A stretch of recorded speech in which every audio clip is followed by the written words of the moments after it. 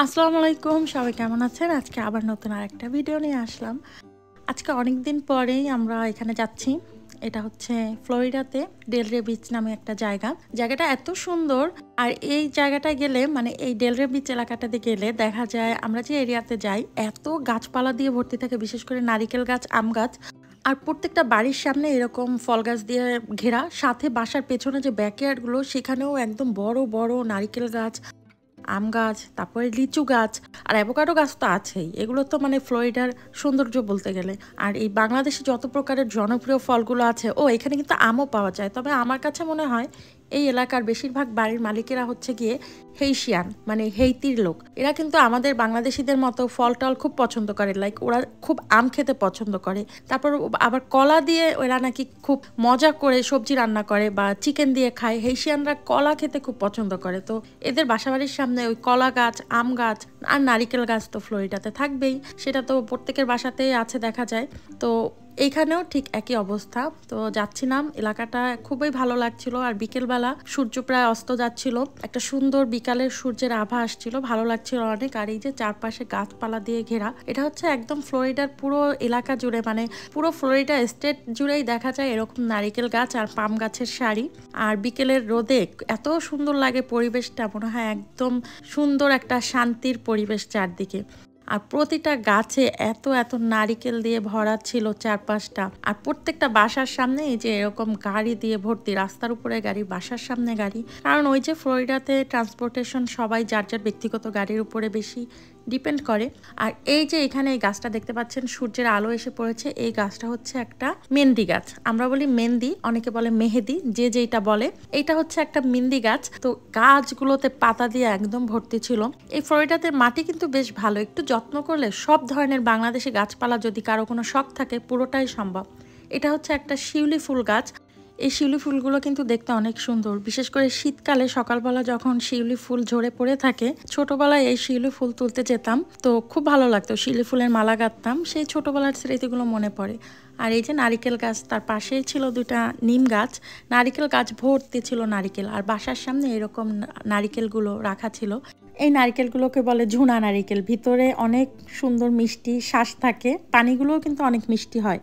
তবে এই গাছের ডাবের যে পানি, সেগুলো কিন্তু অনেক মিষ্টি। আসলে গাছ যদি একটু বড় হয় তাহলে সেই গাছের ডাবের পানি বা নারিকেলগুলো অনেক মিষ্টি হয়। ছোটগুলো একটু লবণাক্ত হয়, কিন্তু বড় গাছের পানি সবসময়, ডাবের পানি সবসময় অনেক মিষ্টি হয়। আর এখানে ছিল বৈশাখী আয়োজন, এত এত রকমের ভর্তা ছিল, আমার তো এখন নামগুলোও মনে নেই। অনেক রকমের খাবারের আয়োজন করা হয়েছিল। এখানে ইলিশ মাছ ছিল, ইলিশ মাছের মাথা ছিল, চিংড়ি ভর্তা, টমেটো ভর্তা, আলু ভর্তা, বেগুন ভর্তা। বেগুনটা আবার গাছ থেকে নেওয়া বেগুন। তো অনেক ধরনের আয়োজন, বৈশাখ বলে কথা। ইলিশ মাছ তো থাকতেই হবে, এই যে ইলিশ মাছ ভাজা, সাথে হচ্ছে গিয়ে পান্তা ভাত। পান্তার সাথে আরও ছিল এই যে ডিম ভাজা। মানে পান্তা খেতে যত যা প্রয়োজন হয়, পহেলা বৈশাখ বলে কথা। পহেলা বৈশাখের অনুষ্ঠানে ইলিশ মাছ, পান্তা আর ভর্তা থাকবে না, সেটা তো হয় না। আর এই যে আমি ঘরের মধ্যে বসেই দেখছিলাম অন্য বাড়ির আমগুলো একদম চলে আসছে এই বাড়ির মধ্যে। মানে মনে হচ্ছিল ঘরের ভিতর থেকে হাত দিয়ে টেনে টেনে আমগুলো নেওয়া যাবে। কিন্তু তারপরেও যে প্রতিবেশীর গাছ, সেখান থেকে তো না বলে আর নেওয়া যায় না। আর এখানে ছিল নানান রকমের বাংলাদেশি ফল গাছ, যেমন এটা ছিল একটা আমড়া গাছ, পেঁপে গাছ ছিল। এর পাশেই ছিল একটা লাউ গাছ, তো লাউ গাছটাতে লাউ হয়েছিল। আর পেয়ারা গাছে কি বলবো, এত সুন্দর ফুল এসেছিল। পেয়ারার ফুলগুলো দেখছিলাম।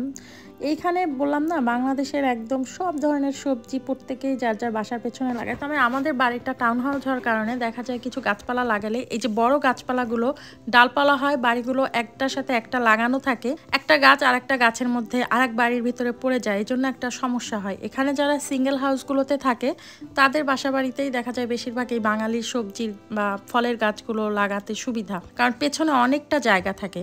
আমাদের টাউন হাউসগুলোতে ব্যাকইয়ার্ডে যতটুকু জায়গা থাকে গাছপালা লাগানো যায়, কিন্তু সেই গাছগুলো যখন বড় হবে তখন আরেকটা বাড়ির সীমানার মধ্যে চলে যায়। তো এটা একটা প্রবলেম। আর টাউন হাউসে দেখা যায় এইচও এর রুলগুলো এত বেশি ঝামেলার থাকে, মানে এরা অনেক মানে একটু বেশি কঠিনভাবে এই নিয়মগুলো পালন করে। এদেরকে প্রতি মাসে এই কারণে কিন্তু আমরা একটা টাকা দেই, মেনটেন্যান্স খরচ দেই, কিন্তু এই সিঙ্গেল হাউসগুলোতে কিন্তু এই টাকাটা দিতে হয় না। সিঙ্গেল হাউসে নিজের ইচ্ছা মতো সব কিছু করা যায়, গাছপালা থেকে শুরু করে সব কিছু লাগানো যায়, কেউ কোনো ঝামেলা করে না। কিন্তু টাউন হাউসগুলোতে HOA থেকে এসেই একটা ঝামেলা শুরু করে, গাড়ি এখানে রাখা যাবে না, গাছপালা এখানে লাগানো যাবে না, এটা করা যাবে না, সেইটা করা যাবে না, অনেক ঝামেলা। কিন্তু তারা আবার বাড়ির টেক কেয়ার করবে, ঘাসপালার যত্ন নিবে, ময়লার সব কিছু তারা তাদের দায়িত্বে নেবে। এই কারণে কিন্তু তাদেরকে আমরা বেশ ভালো একটা পরিমাণে প্রতি মাসে একটা অ্যামাউন্ট তাদেরকে দেওয়া হয়। এই অ্যামাউন্টটা কিন্তু প্রতি বছর বাড়ে। তারপরও এদের কাছ থেকে এটা করা যাবে না, সেটা করা যাবে না, বিভিন্ন ধরনের রুলস। তো কিছু করার আর নেই, কারণ একটা কমিউনিটির মধ্যে তো একা থাকা যায় না, সেখানে তো অনেকগুলো বাড়ির মালিককে নিয়েই থাকতে হয়, তো সবারই সুযোগ সুবিধা দেখতে হয়। কিন্তু সিঙ্গেল হাউসগুলোতে আবার এই ঝামেলা নেই, যার যার বাড়ি যার যার মতো করে থাকো, যা খুশি তাই করো, কেউ কিছু বলার নেই। HOA-র কোনো ঝামেলা নেই, কোনো বাড়ি ঘরের পরিষ্কার করা থেকে শুরু করে সব কিছু হয় নিজেরা করো, না হয় মানুষ দিয়ে লোক ভাড়া করে আনো, যেটা আবার আমাদের টেনশন করতে হয় না, যেটা HOA থেকেই করে দেয়। তবে আন্টির এই গাছপালাগুলো দেখছিলাম, কাঁঠাল গাছে কাঁঠাল ধরেছে, বড়ই গাছ ছিল, তারপর লিচু গাছ ছিল এখানে। আর এটা হচ্ছে এলাচি ফুলের গাছ, অনেক ফুল এসছে, মানে এলাচি যেটা দিয়ে আর কি আমরা রান্না করি। আমি প্রথম দেখলাম এই এলাচি গাছ। আর এখানে নোয়াল গাছ ছিল, অনেক নোয়াল ধরেছে, অনেক বছর পর নোয়াল দেখলাম এখানে। আর নোয়াল গাছটা আমি আসলে ফ্লোরিডাতে বেশি দেখিনি, এই যে নোয়াল গাছের ফলগুলো এই প্রথমবার আমি দেখলাম কারো বাড়িতে এই গাছটা আছে। তো আমরা কিছু নোয়াল পেড়ে এনেছিলাম। আসলে এই সব ফলগুলো মানে আমেরিকাতে যে পাওয়া যায়, এটাই একটা অনেক বড় ব্যাপার। তো তারপরও আমরা ভাগ্যবান যে আমরা পাচ্ছি, বিশেষ করে যারা এরকম গাছপালা লাগায় শৌখিন মানুষগুলো, তাদের বাড়িতে গেলেই দেখা যায় এই ধরনের ফল গাছগুলো আছে। তো আমরা আর কি সবাই মিলে এগুলো খাচ্ছিলাম। আর এই যে পহেলা বৈশাখের এই যে মজার মজার খাবারের এই আয়োজনটা করা হয়েছিল আমাদের ফ্লোরিডাতে যে বরিশালের সংগঠনটা আছে, বরিশাল সমিতি নামে পরিচিত, সেই সংগঠনের সভাপতির বাসাতে।